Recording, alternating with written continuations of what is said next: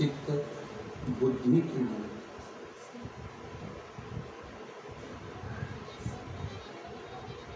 एक बार हमने कथा में पहले वर्णन किया था, फिर करते हैं कि एक शरीर के द्वारा जल चढ़ाना, शरीर के द्वारा जल समर्पित करना, और शरीर के द्वारा जल समर्पित करना, और एक मन के द्वारा जल समर्पित।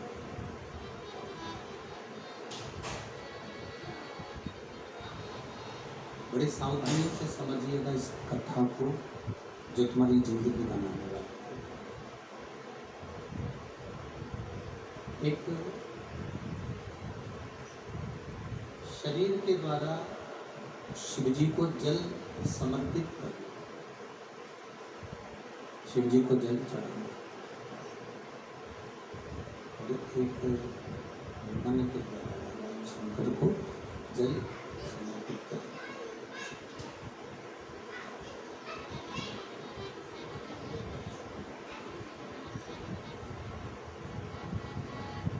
शरीर से आप मंदिर तक पहुंच गए, शरीर से आप तीर्थ तक पहुंच गए, शरीर से आप कथा तक पहुंच गए, पर यदि ये मन, ये हृदय, ये चित्त आपका मंदिर तक नहीं गया, भगवान की शरणागति तक पहुंचा ही नहीं, ये मन भगवान की भक्ति में लग ही नहीं, ये मन भगवान की शरणागति तक पहुंच ही नहीं रहा, तो फिर शिव महापुराण की कथा कहती है कि आप मंदिर जाते भी रहे हो, तीर्थ जाते भी रहे हो, भगवान का भजन करते भी रहे हो, तो ये मूल नहीं है।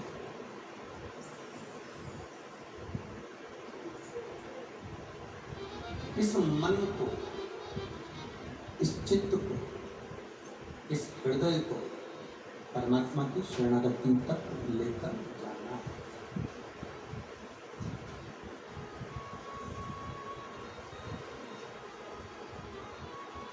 एक बात,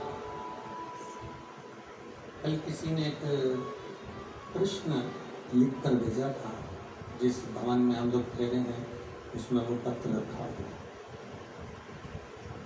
किसी ने पत्र में लिखकर भेजा कि गुरुजी, किसी ने कहा कि शिव पुराण में जाओ तो चप्पल जूता पहनकर मत जाओ, आपका क्या कहना है? उस पत्र का जवाब मूल हम यही कहेंगे कि कथा में जाओ, जूता पहन कर जाओ, मना नहीं है, पर कथा में जाओ तो अहंकार पहनकर मत जाओ। बस ये शिव पुराण की बात।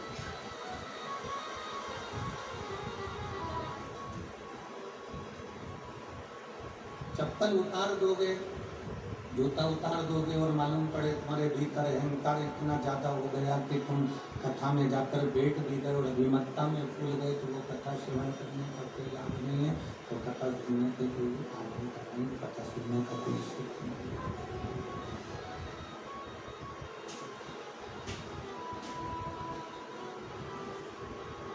भगवान के पास जब हम जाएं, भगवान की शरणागति में जब हम जाएं, पाँव में जूता है नहीं है, पाँव में चप्पल है नहीं है, उससे कोई फर्क नहीं पड़ता, पर मूल है कि तुम्हारे अंदर का अहंकार तुम बाहर छोड़कर आए कि नहीं आए।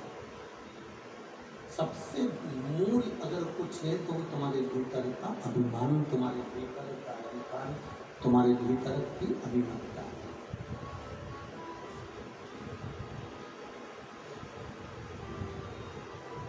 कोई कहे कि हमने भगवान भोलेनाथ जी के लिए सावन के महीने में व्रत रखा है, आप में से कई माताएं बैठी होंगी, कई भाई लोग ऐसे होंगे जो व्रत रखे होंगे। कोई कहे कि हमने भोलेनाथ जी को पाने के लिए, शिव जी को प्राप्त करने के लिए हमने व्रत रखा। कोई कहेगा सावन भर हम दाढ़ी नहीं कटवाएंगे, कोई कहेगा सावन भर हम चप्पल नहीं पहनेंगे, कोई कहेगा सावन भर हम ये नहीं खाएंगे, कोई कहेगा सावन भर हम भूमि पर सोएंगे, कोई कहेगा सावन भर हम ये नियम ले लेंगे। आप नियम लो, मना नहीं। शिव महापुराण भी कहती है कि नियम धारण करना चाहिए। आपके नियम से कोई तकलीफ नहीं है, आप नियम लो, मेरा भोले बाबा स्वीकार करेगा।